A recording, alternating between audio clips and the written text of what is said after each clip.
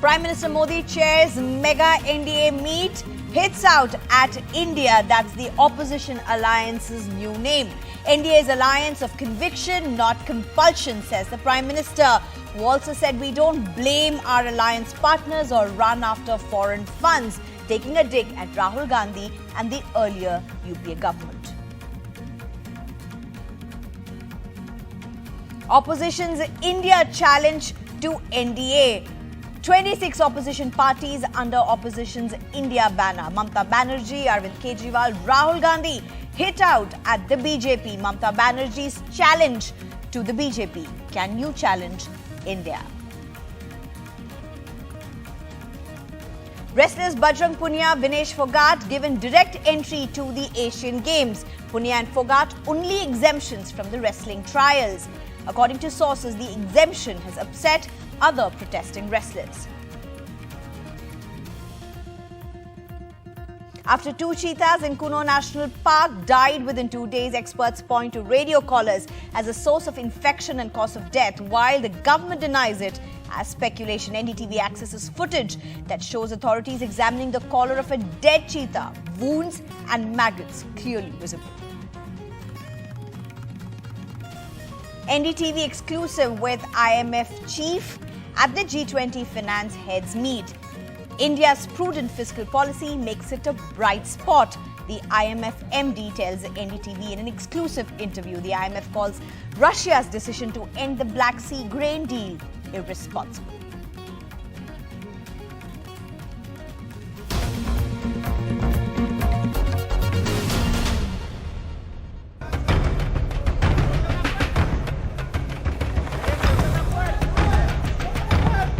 Let us challenge India. NDA, can you challenge India? Bhajpa, can you challenge India? बहुत से टुकड़े टुकड़े हो गए थे, वो पूरे टुकड़ों को जोड़ने का काम मोदी जी अब कर रहे हैं. The fight is a fight to defend the idea of India. जो भी गठबंधन नेगेटिविटी के साथ बने, वे कभी भी सफल नहीं हो पाए. हमारे लिए गठबंधन मजबूरी का नहीं, बल्कि मजबूती का माध्यम है. इन परिवारवादियों का मंत्र है of the family, by the family, for the family. Family first, nation nothing.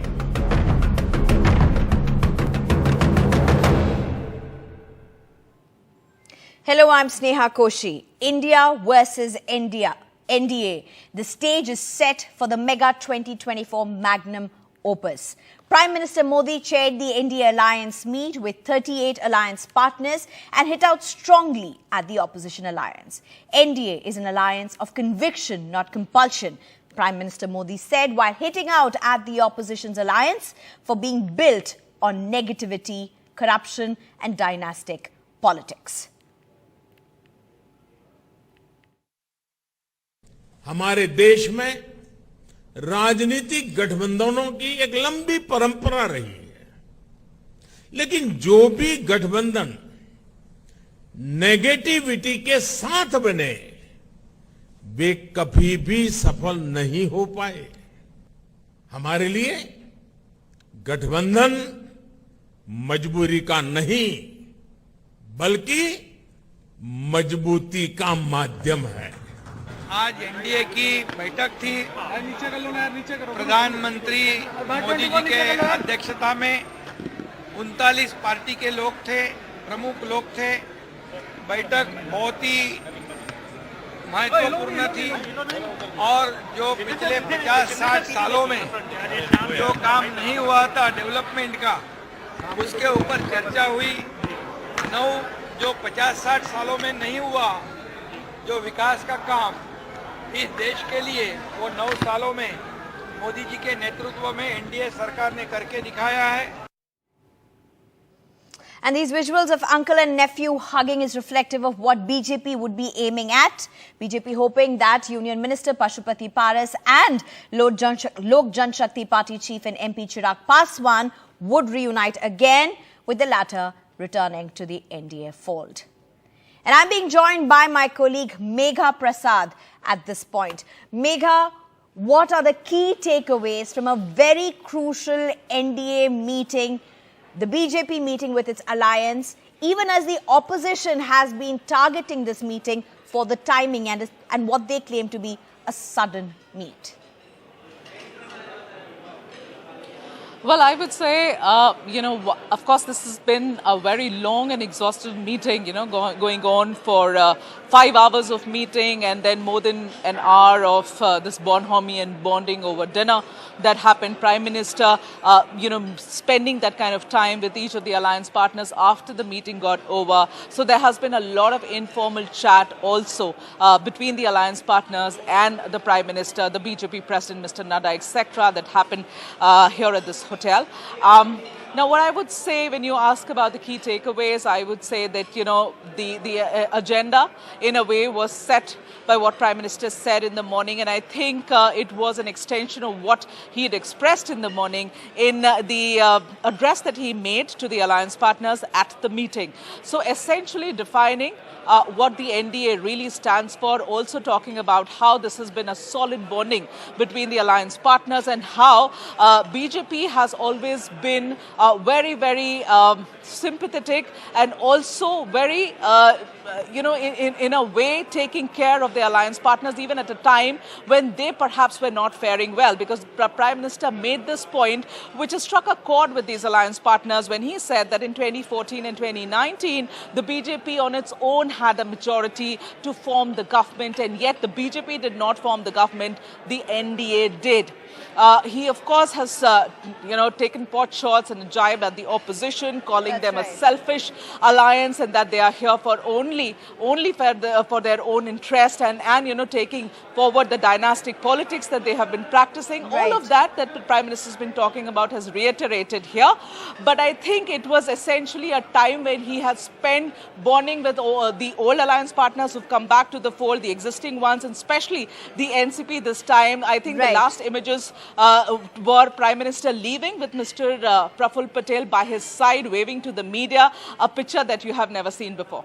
Right, Megha, thank you very much for all the details from a very, very crucial, important NDA alliance meeting.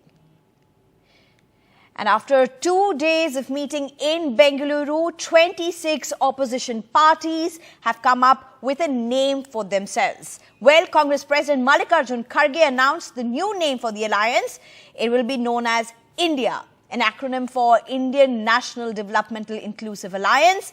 Leaders like Mamta Banerjee, Arvind Kejriwal, Rahul Gandhi, Uddhav Thackeray were among those who made some very strong statements against the BJP or the NDA alliance, primarily saying Mamta Banerjee's challenge was, would the NDA be able to take on or challenge India, the acronym that they are using? Arvind Kejriwal said it was a fight against hate that was being spread across India. And Rahul Gandhi said it will be a fight against Prime Minister Modi and India. Sounding the bugle for alliances, the opposition unity meet in Karnataka's capital city named itself the Indian National Developmental Inclusive Alliance. Its acronym, India. Let us challenge India. NDA, can you challenge India? While the opposition meet commenced 30 minutes late with the passing away of Kerala's veteran leader, Oommen Chandy, it lasted for 4.5 hours. Sonia Gandhi played a key role and each of the allies proposed a name. Miss Mamta Banerjee, after Khargeji spoke, proposed the name of alliance, that INDIA. Immediately Rahulji and other leaders in the main dais agreed this name. Finally everyone agreed that INDIA, that is Indian National Developmental Inclusive Alliance. But it didn't stop with a name. A joint statement strengthened the opposition resolve. Then there's a central secretariat and an 11-member committee. The next meeting will be held in Mumbai. 11-member coordination committee will be set up. That we will decide shortly, and we are going to meet again in Maharashtra, Mumbai.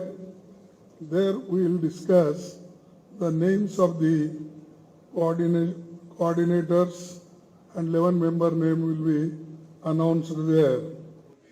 But there is no decision yet on who will be the convener or who will be the leader of the alliance.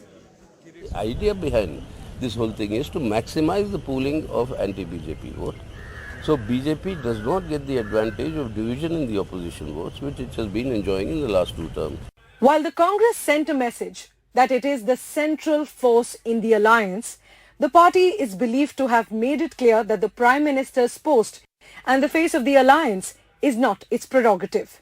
The focus is to defeat the BJP. As the road leads to Mumbai, real challenges will surface as seat-sharing discussions become part of the political menu. Will Sonia Gandhi continue to be an adhesive force, ironing out differences and bringing varying ideologies onto a common ground? With Veera Raghav, this is Pratibha Raman along with camera person Kumar for NDTV. And the International Monetary Fund has revised India's growth estimate to 6% from 5.4%, and its managing director in an exclusive to NDTV's Vishnu Som has said good policies are helping the country outperform. She has also called India a bright spot in what has been a rather cloudy horizon over the last years. Let's listen in.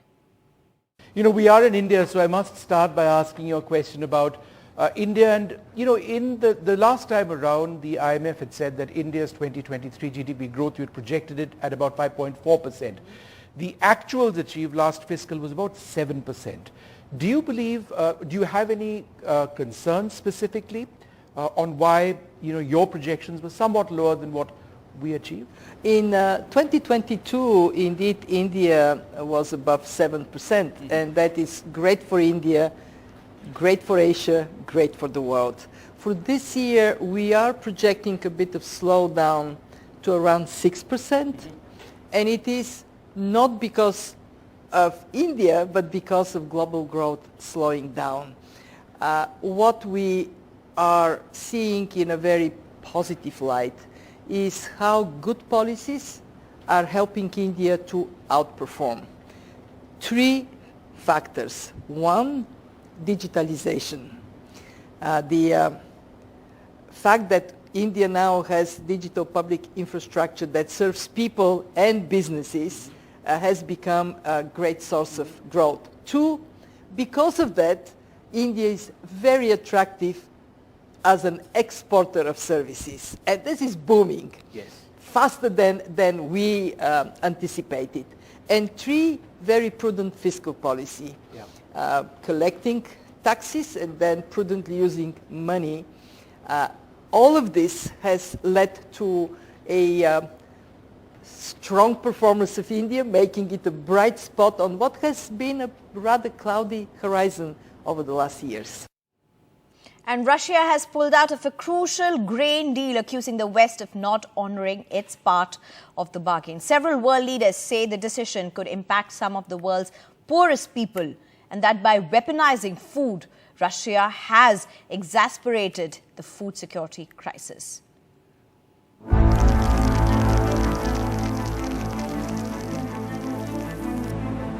Russia says it will not extend an international deal to allow the safe shipment of Ukrainian grain through its ports in the Black Sea. Vladimir Vladimirovich. A Kremlin spokesman said that the agreement had been halted until Russia's demands were met. In July 2022, the UN and Turkey brokered a deal that would see Ukraine export grain to travel safely from Ukrainian ports without being attacked. With it came a separate agreement to facilitate shipments of Russian food and fertilizers. Russia has long complained that Western sanctions continue to restrict the sale of its own agricultural products and sought guarantees that would facilitate its export of grain as well as fertilizers. It is an irresponsible move, putting global food security at the risk. Russia is also doing it while increasing its own exports to global markets. The answer is Western officials were quick to condemn Russia's decision to lapse this deal. I want to start today by addressing Russia's irresponsible and dangerous decision to suspend its participation in the Black Sea Grain Initiative, which will exacerbate food scarcity and harm millions of vulnerable people around the world. By weaponizing food, Russia has exacerbated the global food security crisis, a crisis that disproportionately impacts people in the Middle East and Africa. While there are alternative routes for Ukrainian grain and oilseed exports by rail through Eastern Europe, they cannot readily cope with the volume that Ukraine wants to export. So while Ukraine can continue to export without the Black Sea grain deal, its end will not come without pain. Ukraine's farmers will take a hit, and increased logistical costs mean they will have to sell at a discounted rate. Parmeshwar Bava for NDTV. Olympic medalist Bajrang Punia and World Championship medalist Vinesh Phogat will travel to Hangzhou, China for the Asian Games after the Wrestling Federation of India ad hoc panel handed them direct entries. The two have been exempted from wrestling trials, and the fact only these two have been exempted has upset other protesting wrestlers, according to sources. Meanwhile, outgoing Wrestling Federation of India chief and BJP MP Brij Bhushan Sharan Singh, accused by several women wrestlers of sexual harassment, got interim bail for 2 days from Delhi's Rouse Avenue Court on Tuesday.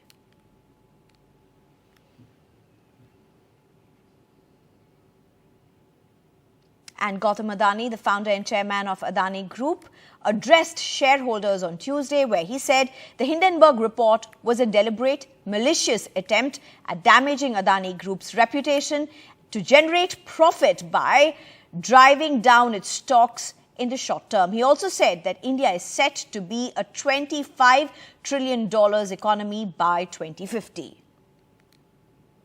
On a day when the Sensex surpassed the 67,000 mark for the first time ever and the Nifty breached the 19,800 mark for the first time, Adani Group shares also zoomed significantly after Gautam Adani said India is set to be a $25 to $30 trillion economy by 2050 and India's stock market capitalization is set to cross $40 trillion by 2050.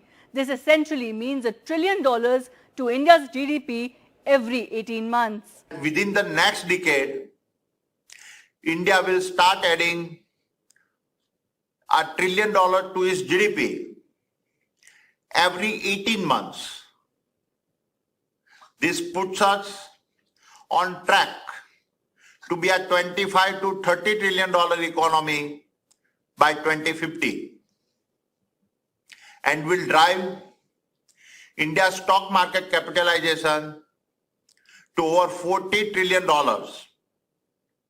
approximately a 10x expansion from the current levels. Speaking at the Adani Group's annual general meeting, chairman of the Adani Group, Gautam Adani said, Adani Group companies have set new financial performance records in FY 22-23 and has seen total income spike as much as 85% and profit after tax surge 82%. The group's balance sheet, assets and operating cash flows continue to get stronger and are now healthier than ever before. Your group will continue to consolidate what it has built while looking at expanding its horizons. The Adani Group is set to play a critical role in India's net zero journey. Gautam Adani also said the Hindenburg report was a combination of targeted misinformation and discredited allegations. Also stated that the expert committee did not find any regulatory failure. The report was a combination of a targeted misinformation and discredited allegations, the majority of them dating from 2004 to 2015. They were all settled by appropriate authorities at that time. The expert committee did not find any regulatory failure. While SEBI is still to submit its report, we remain confident of our governance and disclosure standards.